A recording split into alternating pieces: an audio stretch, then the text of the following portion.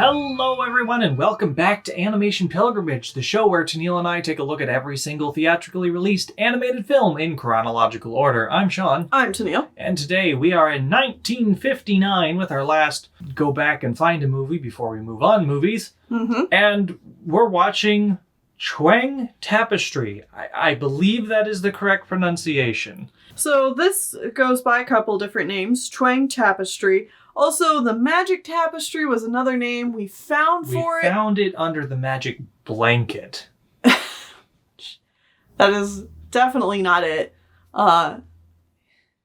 People know what tapestries are. What? I don't know. I don't know. Dumb. It's dumb. It's dumb.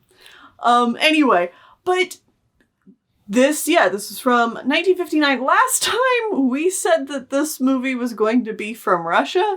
No, this is definitely a Chinese film. I don't know why our notes had the USSR written down on it. We must have written you down... You or me wrote it wrong. Yeah. Obviously, but this is definitely a Chinese film made by a Chinese studio for a Chinese audience. Yeah. And it's very obviously from China. Yeah. So, whoops on our part there, I guess. God, I don't know what was wrong with us when we wrote those notes. I mean, we were probably just writing down something and something got mixed up, but whatever. So yeah, this is based on the folklore of a similar title. Chinese folklore story about a woman who spends 3 years weaving a tapestry based on this beautiful painting she picked up at the market.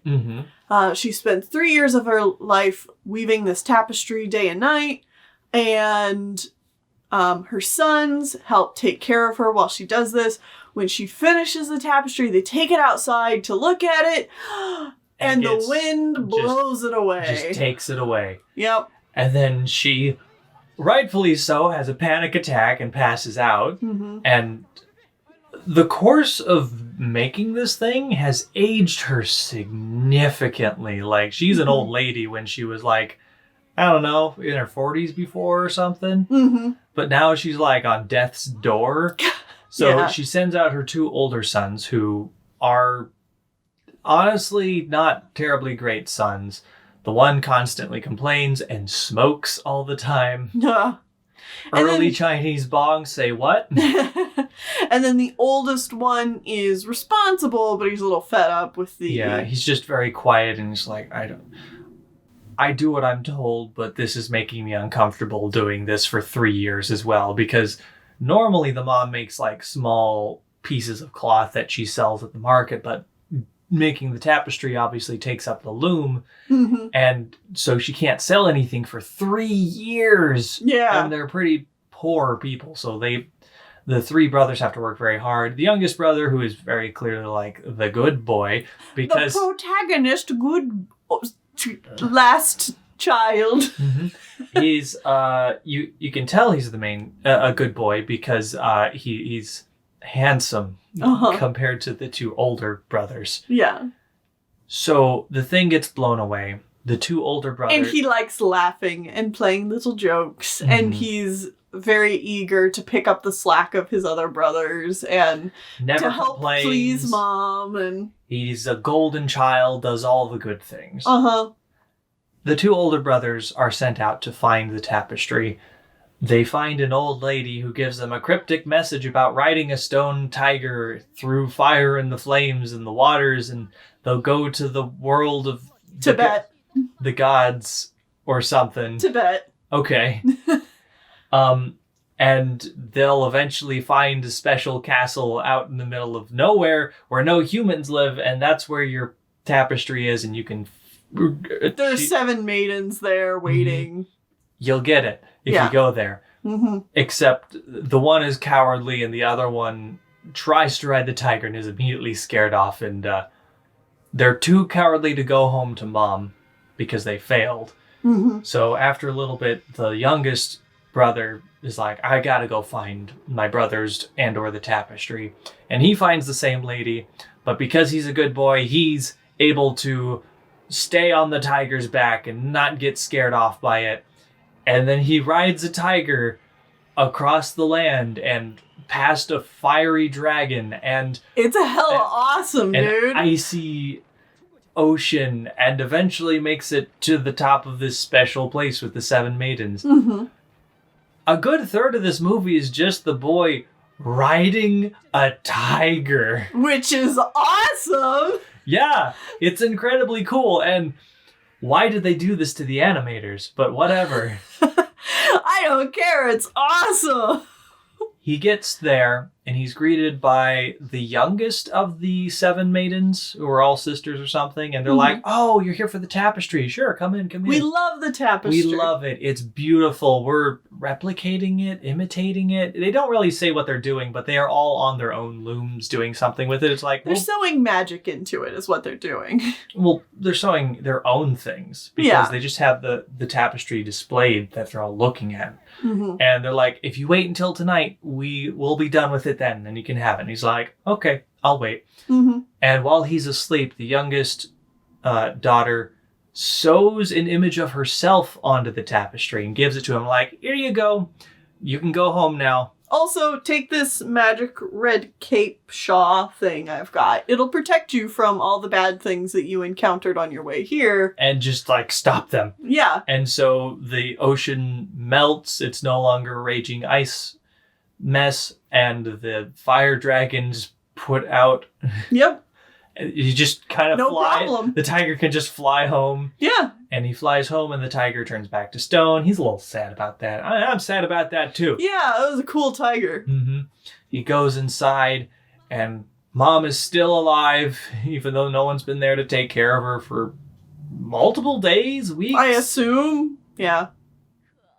Who knows? He goes in and he shows her the tapestry.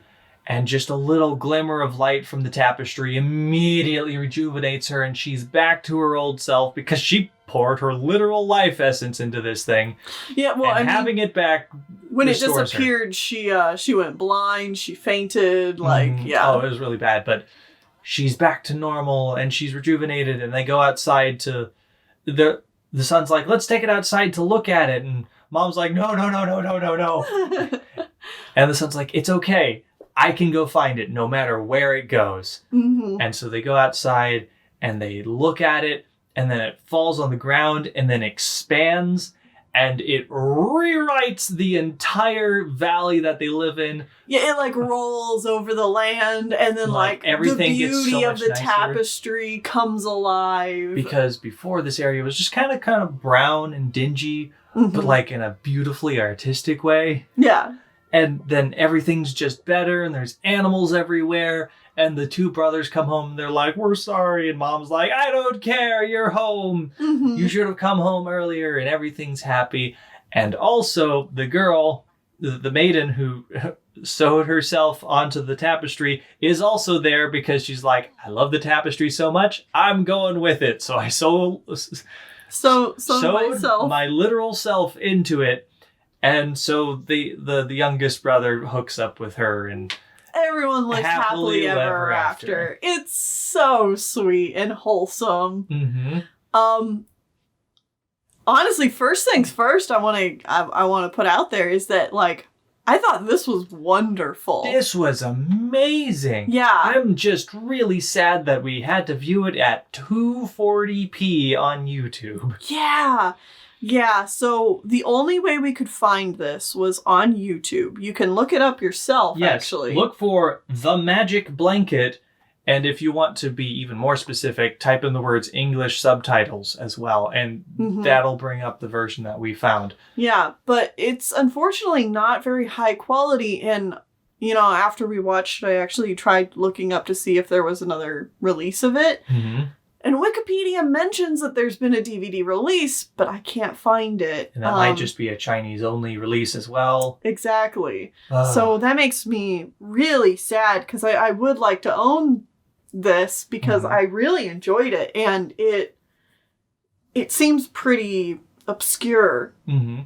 It's also relatively short. It's only 48 minutes long. Yeah, it's short, sweet, to the point, but it's very...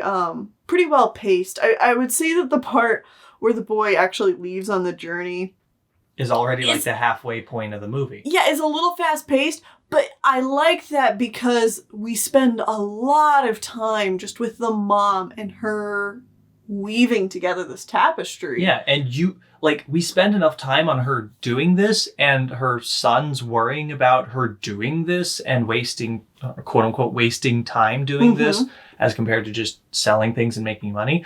You understand the mechanics of how their life is and how important and potentially disastrous it is for her to waste 3 years doing this specific thing. Yeah, well... And then when it gets blown away, you're like, oh my God. Yeah, you're like, oh, this is 3 years of her life. Everybody's worked so hard to make this happen. Like, you really feel it, man. You feel it. So, like, going and getting it is very important. You understand. And it may feel a little slow paced, but like it works so well for the concept and the through line of the movie. Well, and the movie opens up really nicely too, where you just see the mom like working on her craft in general, and like you see a cat that's there, a little kitten that's there, and then like when she's finished with the tapestry, the cat has grown up and has kittens. So it's just like another thing, like a really smart way of showing like time has passed. Yeah, and the youngest son, you can also tell he's kind of boyish, and then he's like a man when the 3 years have passed as well. Yeah. We were making fun of the brothers earlier too, but I actually really like all the personalities shown. Like, very stereotypical oldest, middle, and youngest child, like stereotypes, but I don't think they're overdone. I feel like for as little time as the on screen as the brothers get, they feel like real people. Yeah. And you don't feel like, oh, I hate the older two brothers. No. They're lazy and, they don't do enough for their poor mom. Like, they're trying. It's just... But they have their own quirks. And exactly. I just think it's a really clever film. And beautiful. God, this movie is very, very pretty. I want to know what it looks like in higher quality, but I just don't know if like the movie has been appropriately held on to and taken care of, because again, this is from 1959. This is an older film. This is like the second or third Chinese film that we've watched here on Animation Pilgrimage. Yeah. I want to know if there's a better quality version of this out there, but I just don't know that there is. Yeah, because it would be a damn shame to lose this. Also, related to other Chinese films that we've watched, the soundtrack is better. Yes. Because many of the other soundtracks we watch, the Chinese films specifically use a lot of very loud metallic percussion instruments for everything. Constantly. Which is a lot when you're watching anything over, 20 minutes. Yeah. This movie sparingly or never uses those same instruments, and it's a lot more like wind and like string instruments to build the ambiance. And God, the animation in this movie, while it oftentimes is a little jittery here and there, it's a little primitive, especially in like the character animation at times. But you can feel that they're trying to do realism. And when it works very well. Really well, yeah. And that's what I want to praise. It's like, even if it's definitely not to the level of like Disney or anything, but they're trying. They're really trying to make a realistic like drama show. It works. It works very well. So well done. Like, honestly, I think this is one of the biggest surprises that we've ever had for Animation Pilgrimage, and just like in general, one of the best films we've seen. Yeah, it's definitely up there. Like, everything about it is just like really well crafted and really well thought out. It reminds me of watching Snow White and just like picking up on all the ways that like this movie was really clever for being the first to like do this or that. Yeah. And I get that same kind of feeling watching this film. Speaking of which, how about I run down the other films that came out this same year? Yeah. Because we've actually watched a number of movies from 1959. Well, I know Sleeping Beauty is one of them. Yeah, so Disney released Sleeping Beauty, and yeah, that's a really good movie. But we also had A Midsummer Night's Dream from Czechoslovakia. Yeah, that was good. We also had 1001 Arabian Nights from the USA, which I think was the Mr. Magoo adaptation. That sounds correct. Which, whatever. Was not very good. We had Magic Boy from Japan, which, like, it's all right. It wasn't as good as this. No. And then we also had The Adventures of Buratino from the USSR, which was the kind of the Buratino is the... Was that the Onion Boy or no, it was the Pinocchio type. Yeah. Chipino was the onion. Cipollino. Yeah. Yeah. It was like the Onion Boy. Yes. Yeah. So, like, there are other good films here, but, like, I would definitely say this is in the top half. Like, I don't think it's quite as good as Sleeping Beauty, but, like, it's up there with A Midsummer Night's Dream. Yeah. Absolutely. Above the other three films here. Yeah. So that just makes me really sad we couldn't rank it in... Yeah. In that year. I mean, that's just how it is with... if we find movies later. Speaking of which, the person that found this movie was Hyperstone 9, the person that helped us find the previous film that we just watched. Thank you so much. Yes, thank you. Oh my God, this always was a great. Thank you, if people find films at all. But especially if it's a film we end up really enjoying. Absolutely thank you. Yeah, hell yeah. Absolutely recommend people look this one up and watch it yourself. A couple of other things about this. This was done by Shanghai Animation Film Studio. The director was Jiajun Qian. And the screenplay was written by Gan Xiao Niu. Apologies if I did not pronounce those quite correctly. They are Chinese names, and I don't know my Chinese. We're not very good at Chinese, unfortunately. Yeah. I couldn't find any extra information on anything that the screenplay writer did, but I did see other credits for the director, Jiajun Qian, who had at least 4 other credits. I didn't see a credit for this film, which made me like, ooh, is it maybe a different guy? But it's like working in the same time period, so I don't know.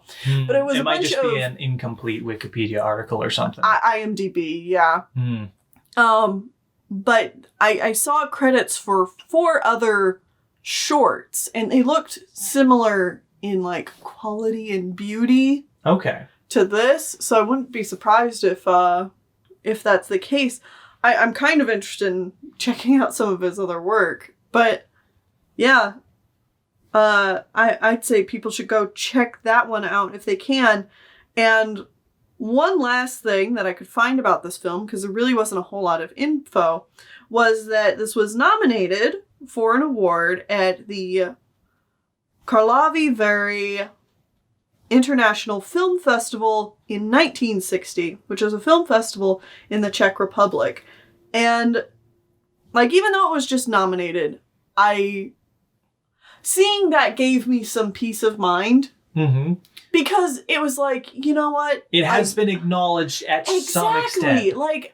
Like seeing that in its very brief Wikipedia article just gave me like a good. Someone, at some point, there was a group of people who watched this and appreciated it just as much as you and I did today. Especially seeing as that was in the Czech. Where they already make very pretty movies. Well, apparently this is a film festival that has been going on for a really long time and is like pretty well regarded. Cool. In the Czech Republic. So like, yes, pretty films go here. Yeah. And good. Chuang Tapestry is pretty. Yeah. So I'm glad it was there. Yeah. Like I said, gave me some peace of mind. It's just like, oh, good. This is a wholesome film It's some beautiful artwork. It really deserves the spotlight. Well, either way, with that, we are done with these back catch-up movies, which means we are moving forward once again. Oh my god. And we are entering the 1980s. Oh my god, we're only 40 years behind now. It's weird to think that's 1980 was 41 years ago. Yeah.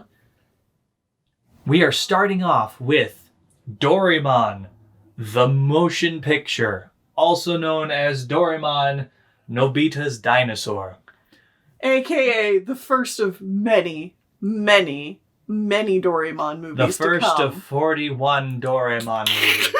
Because they release one every single year. Join us back here next time as we talk more about that. Pray for us. See you guys then.